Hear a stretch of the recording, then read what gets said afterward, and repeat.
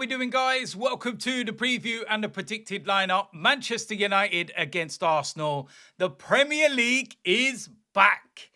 And I tell you something, what a way to start the season. Manchester United and Arsenal, possibly one of the biggest games of the Premier League era. The rivalry, the history, just absolutely everything. It doesn't matter where you are in the table. Doesn't matter where you might have finished or whatever. Manchester United and Arsenal just reminds everybody of some of the greatest battles in the Premier League. The whole Wenger, Ferguson, Keane, Vieira, and absolutely massive, massive game. And, you know, it's going to be tough. Don't get me wrong. And I'm not going to listen to all this. They finished 15th last season and everything else.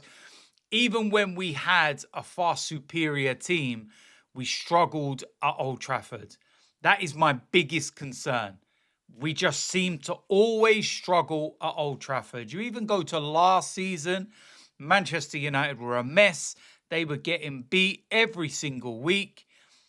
We rock up to Old Trafford, and if it wasn't for David Raya, we end up losing that game. It was just the maddest game. We end up drawing, taking a point away from it. But we just don't seem to perform well there, you know. And it's one of those things where we're going to have to get over it. We're going to have to, you know, overcome that obstacle. And we're going to have to start going to places like Manchester United, picking up 3 points, sending out a message if you want to go on and win the Premier League. It's that simple. And, you know, the last time that Arsenal finished second 3 seasons in a row was during Arsene Wenger's reign. And you know what happened in the 4th season? We won the league. Now, me personally, I enjoy everybody writing us off. I enjoy everybody talking about how we're going to just about get into the top 4 and all the rest of it. And I sit there scratching my head at people that are so-called experts, shall we say, or former professionals that come up with this kind of opinion. We haven't lost anybody defensively. We've actually strengthened our defense with the likes of Mascara and that coming in. We're going to have Ben White fit and available. Hopefully Calafiori is going to stay fit and available consistently. You know, Jurriën Timber's going to be playing without an injury. Gabriel's back. David Raya's won the Golden Glove 2 years running. Our midfield's got stronger with the likes of Zubamendi. Like, it just, I'll leave them to it. I can't wait as the season unfolds to revisit quite a few things that have been said. But yeah, listen, at the end of the day, like I said, it's a tough game because of our record at Manchester United. And, you know, they've gone out and spent some money. I guess, you know, all of the budgets and, you know, all of the cuts that they've made to the tea lady and whatnot has meant that they've been able to save their pennies and go and buy a whole new attacking lineup. And, you know, they've got the likes of Mateus Cunha, Brian Mbomo, and, of course, Benjamin Sesko. Now, Sesko, I don't know if he's going to play. Has literally been there a week, so only will have had, you know, a few training sessions, probably be in the squad on the bench. But I'd be quite surprised if he started the game. But then, given Manchester United's forward line and availability, then they may have no other option. But yeah, the thing with Manchester United is right now, they've done all that in attack, but they still haven't sorted out their midfield. Their defence is still weak, and they've still got Onana in goal. So they're there to be got at. They are more than beatable. And don't worry about what's going on at that end of the pitch. Worry about what's going on at the other end of the pitch and where you can exploit their weaknesses and you can cause problems. And if we do what we can do, then I've got no doubt that we will cause many problems, score goals, and we can walk away with 3 points. But like I said, the only thing that, you know, sits with me and makes me feel a little bit on edge, shall we say, is our record at Old Trafford. It's not the 11v11 because, in my opinion, we have a better 11. We have a better squad. We have better players. And we're more than capable of going there and doing the job. But ultimately, we've got to do the job. We've got to answer those critics. We've got to, turn that negativity of Old Trafford around and, win a game there. So team lineup is going to be very interesting. I think what you're going to see over the course of this season is very much an unpredictability. There's going to be a lot of things happen that you may not expect. And I think Mikel Arteta has alluded to that and made it very clear that he wants us to have a squad and a team where you're kind of guessing to the last minute as to who's going to be starting a game. And he's going to be picking players based on certain games, formations, tactics, whatever it might be. So, what might seem the obvious may end up being the opposite. So, with that said, I'm going to get into the lineup and I'm going to try and predict what I feel Mikel Arteta will go with. This is not what I would go with. This is what I feel that Mikel's going to go with. We'll see whether that is true or not. So starting off in goal, David Raya. Very, very straightforward one. Right back, Jurrien Timber. For me, he will start the game ahead of Ben White. I feel that he is our best right back. But having those two as options is brilliant to have. Right centre back, William Saliba. Again, this is a very straightforward one. Mascara already during pre-season is showing what he's all about. And I think there'll be games where Saliba and Gabriel come out and Mascara comes in. And I don't think it's going to make much of a difference because he's that good. Left centre-back, Gabriel, back from his injury, got the minutes in his legs last time out, started the game when he played 65 minutes or so. Absolutely fine, ready, and we look a completely different unit defensively with Gabriel there. It's that simple.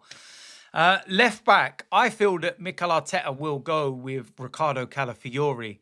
Miles Lewis-Skelly had a bit of an indifferent pre-season, to be honest, but that doesn't doubt his quality. I just feel that, again, this is one of those positions where you may not always be able to predict it. You may not always,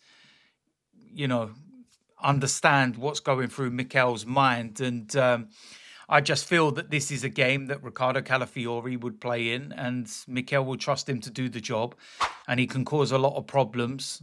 And that's what I feel he will go with for the game. Moving into the midfield, first of all, Martin Zubimendi, very, very straightforward one for me. Feel he will play as a double pivot with Declan Rice.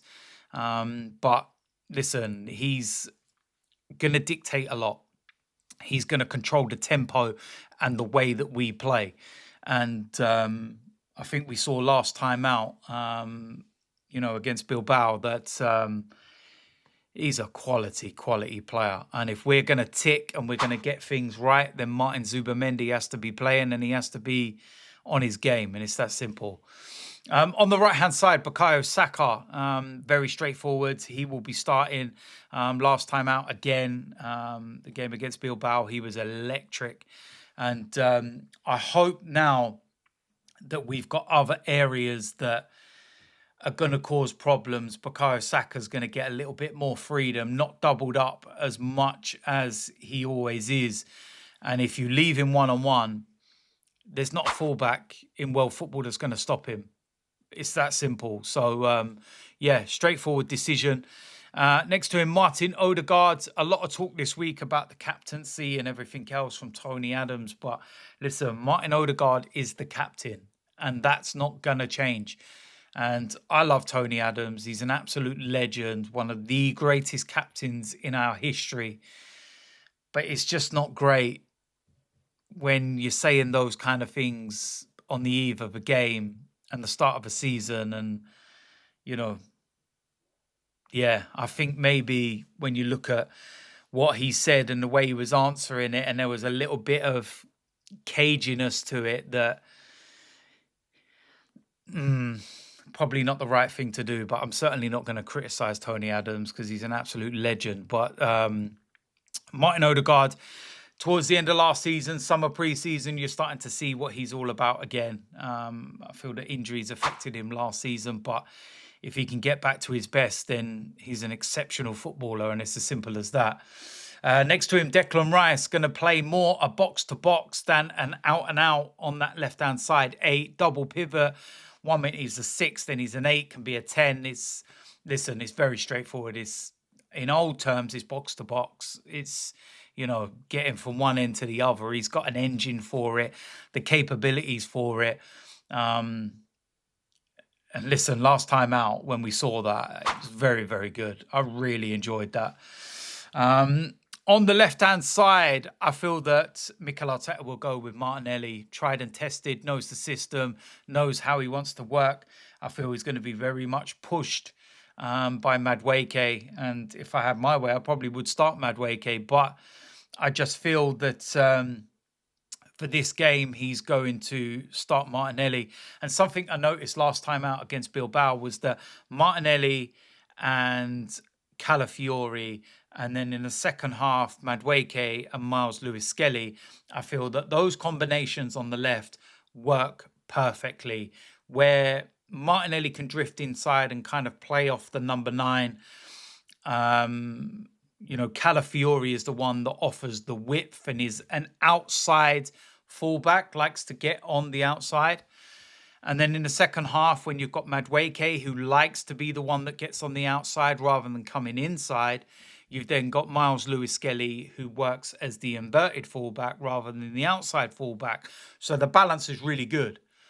And I noticed that, and I think that that's something that we may well look at going forward, is combinations and who works best, etc.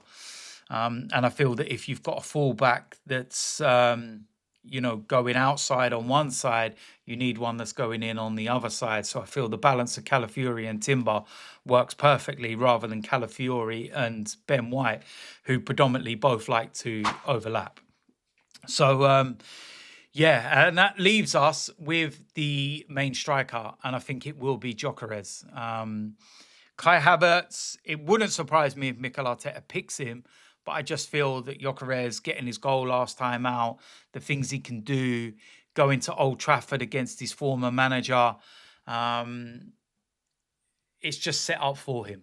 And that's what I would go with. And that's what I would just feel Mikel will go with. But at the same time, like I said, I wouldn't be surprised if he goes with Kai Havertz. But listen, it's a strong lineup. Very, very strong lineup.